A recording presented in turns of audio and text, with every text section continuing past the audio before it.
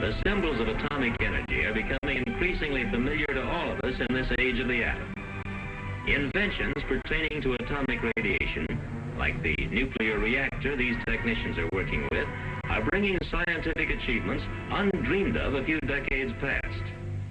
Particularly promising are the advances being made in the biological sciences through the application of the atomic elements made radioactive artificially in the nuclear reactor are frequently used as sources of such radiations. In the metal cylinder coming out of this nuclear reactor is one of these elements which has been bombarded and now contains a radioactive isotope. Such radioactive isotopes are among the newest tools to be applied to problems in biological research. Sometimes the scientist wishes to observe the effects of the radiations themselves. Alpha particles, beta particles, gamma rays, and neutrons are some of the most familiar kinds of radiation. Gamma rays are particularly useful in the study of living things. Gamma rays, like other kinds of radioactive energy, affect living cells. If the effect is serious enough, the entire organism becomes ill and is stunted or dies, like the plants nearest the source of gamma rays emanating from radiocobalt located inside this pole. Most radiation experiments, like the one going on here, do not destroy the living thing being tested. For example, geneticists apply gamma rays to living cells to discover the effects of radiation on growth and heredity. In one kind of experiment, one cell forms of life are used. Here, a one-cell form of life is reproducing by simple division. Some forms multiply by sexual reproduction. Does radiation affect the rate at which such cells reproduce? In a typical experiment, the geneticist seeks the answer. He transfers a culture solution into a radiation chamber. This culture solution provides a favorable medium in which paramecia, a kind of one-celled animals, live while being subjected to gamma rays. Next, the living paramecia are placed in the culture solution. They may be irradiated in a lead safe like this. Inside is a source of radioactive cobalt that releases gamma rays. After irradiation, the paramecia are carefully observed under the microscope so that the number of cell divisions can be counted. The geneticist finds that the irradiated cells do reproduce faster than cells that have not been irradiated. Future generations of paramecia will also be studied to see if the effects of radiation are transmitted from one generation to the next. Experiments using radioactive elements are being applied to larger forms of life as well as to single-celled forms of life. Here, corn plants are the subjects of experimental work. Gamma rays, released by the radioisotope cobalt, located within the hollow pole, are affecting cells of the corn pollen. Experiments are also conducted in special indoor plant growth rooms like this one, where they can be controlled even more closely than is possible in the field. The plants in this growth chamber are being subjected to gamma rays released from a radioactive element inside the lead container. The problem is to discover how this atomic radiation may affect the hereditary characteristics of living things. That is, how do radiations affect the tiny units of cells called genes that transmit hereditary characteristics? The genes are represented here as bead-like bodies attached together in chains. Every living thing inherits its characteristics from the genes of the parent cells that have gone before and passes on similar characteristics to its descendants.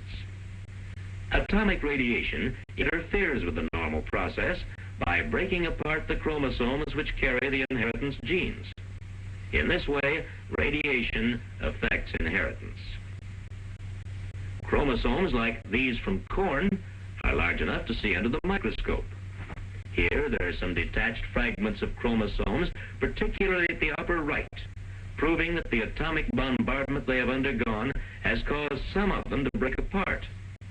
The exact results of such changes on future generations can be discovered through growth experiments. The results may be beneficial. Already a strain of corn that is especially resistant to fungus disease has been produced through irradiation studies in which radiations have affected the parent plant cells. Scientists use radioisotopes in another entirely different kind of experiment, the tracer study. In this kind, they try to avoid any effects of the radiations themselves. For example, in this experiment, plants called algae are being given radioactive carbon dioxide in order to study the food-making process carried on by their cells. Here is another research project in which radioactive carbon dioxide is used. The plants in this special greenhouse live in an atmosphere rich in radioactive carbon dioxide. Radioactive carbon dioxide is piped into the greenhouse.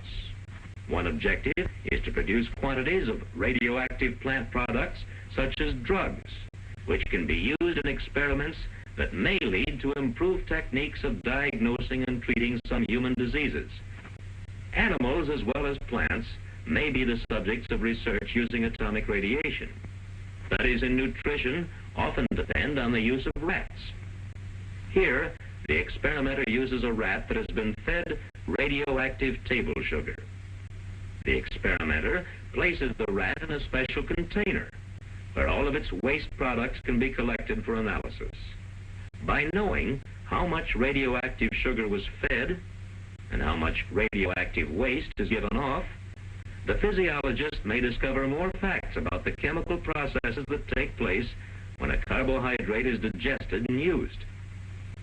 Similar experiments may be performed to study the use of proteins, fats, or other types of food.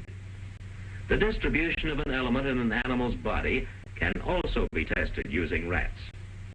In a typical experiment, blood is taken from a rat previously injected with radioactive iron. The blood will be tested for radioactivity to find how much of the radio iron is still present. To do this, the iron is removed from the blood sample and electroplated onto a small metal ring called a planchet. The amount of radio iron that electroplates out on the planchet can be exactly determined by using radiation counting equipment. Based on such experiments, the dosages and techniques of using radio iron for treating disease may be perfected. Much of the research in biology is done in the hope of contributing to the welfare of humans. This is particularly true in the study of diseases like cancer. Learning to control a disease depends in part upon understanding the processes by which the disease develops. In cancer, animal experimentation is especially helpful. Experiments are planned to study how cancer develops. To do this, cancer may artificially be induced in animals through excessive exposure to radioactivity. Here, beads containing a radioactive isotope are strapped to the rat's body. The radiations released cause the rat to develop cancer. Other experiments are devised to study techniques of treating cancer. One technique employs the cyclotron, a machine that can produce a stream of extremely fast-moving atomic particles. In this case, a beam of radiations called deuterons is used. The treatment is given in a specially shielded room called a deuteron cave. The treatment depends upon focusing a narrow pencil-like stream of deuteron particles on the tumor. From time to time, the rat is turned so that the tumor is affected from different directions. The tumor receives a much larger amount of radiation than any of the surrounding tissue. In this way, the effects of radiations can be beneficial to the organism as a whole. Experiments of this type seem promising, but such treatments are not applied to humans until they have been thoroughly tested on animals. Radiobiologists use sources of radioactivity for internal human use as well as external use. Here, a liquid containing a radioactive isotope is being prepared for human use. Radioactive atoms in the solution will attack the cancer from within the body. Safeguards are continually being perfected to avoid damaging the healthy tissues of patients or those administering the treatment. Since atomic radiation improperly used may be extremely dangerous, much research has been done to discover the most effective protective measures. In league with physical scientists, biologists are learning how best to protect humans from dangerous amounts of radiation. Protective clothing, barriers made of radiation-resistant materials, remote control equipment, and medical tests are some of the measures developed through experimentation to guard against harmful exposure. From their raw material stage, through their use, to the ultimate disposal of any waste that remain, radioactive materials are handled according to techniques prescribed as the result of painstaking biological research.